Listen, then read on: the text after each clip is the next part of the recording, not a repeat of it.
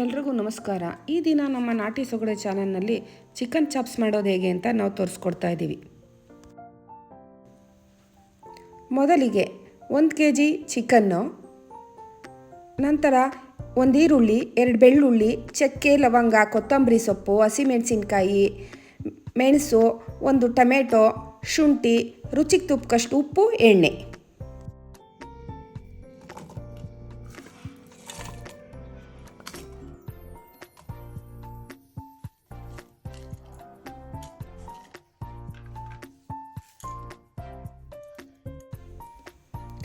ನಾವು ಇಲ್ಲಿ ತೋರಿಸಿರೋ ಪದಾರ್ಥಗಳನ್ನೆಲ್ಲ ಹಾಕ್ಕೊಂಡು ನುಣ್ಣಗೆ ರುಬ್ಕೊಳ್ಳೋಣ.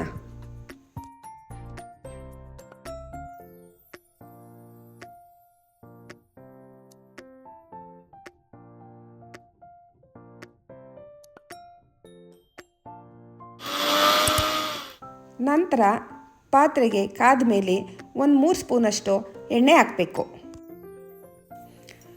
ಅದು ಕಾದ ನಂತರ ಚಿಕನ್ ಹಾಕೋಬೇಕು. 1 kg ಚಿಕನ್ನ ಹಾಕಬೇಕು.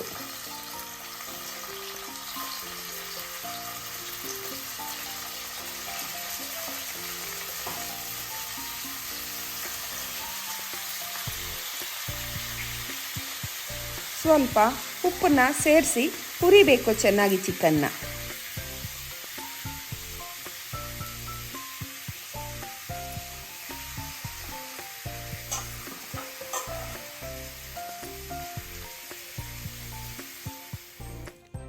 ಒಂದು ಟೇಬಲ್ ಸ್ಪೂನಷ್ಟು ಅರಿಶಿಣದ ಪುಡಿ ಹಾಕಬೇಕು.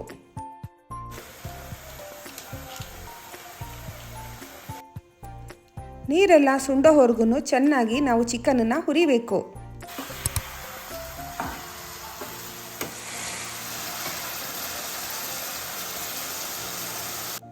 ನೀರೆಲ್ಲ ಹೋದ್ಮೇಲೆ ರುಬ್ಬಿದಂಥ ಮಿಶ್ರಣವನ್ನು ಹಾಕ್ಕೊಂಡು ಚೆನ್ನಾಗಿ ಚಿಕನನ್ನು ಹುರಿಬೇಕು.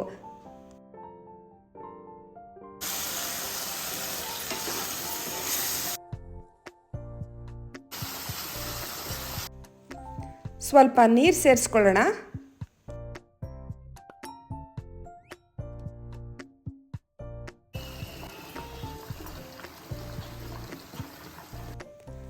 ನೀರೆಲ್ಲ ಹಾಕಿ ಒಂದು ಕನ್ಸಿಸ್ಟೆನ್ಸಿ ನೋಡಿಕೊಂಡು 10 ನಿಮಿಷ ಚೆನ್ನಾಗಿ ಬೇಯಿಸಬೇಕು.